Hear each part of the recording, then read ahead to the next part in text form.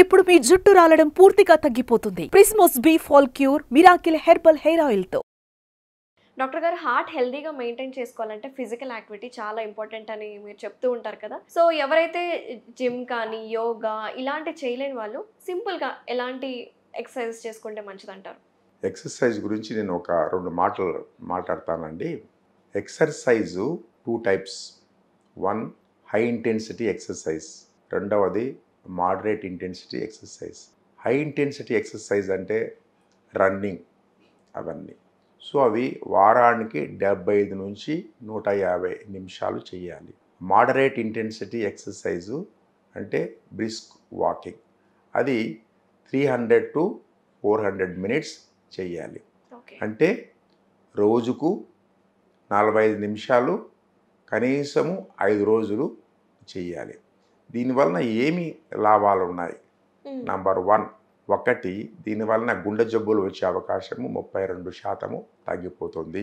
45 minutes exercise చేస్తే గుండె జబ్బులు వచ్చే అవకాశము 32% తగ్గిపోతుంది.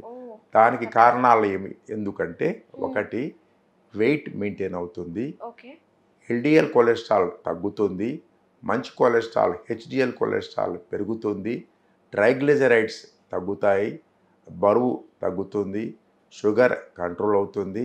సో ఇవన్నీ ఎఫెక్ట్స్ వలన మనకు ఈ రకమైన బెనిఫిట్ 32% బెనిఫిట్ జరుగుతుంది. సో ఈ విధమైన ఎక్సర్సైజ్ చేయలేని వాళ్ళకు ఆల్టర్నేటివ్ ఏంటంటే static cycling.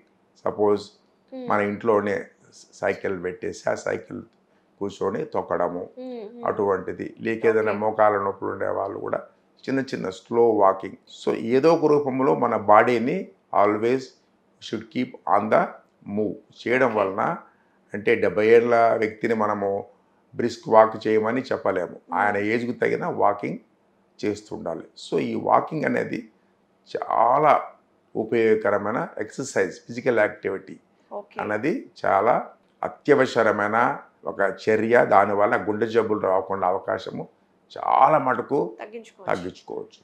Very nice sir, thank you so much. నమస్తే.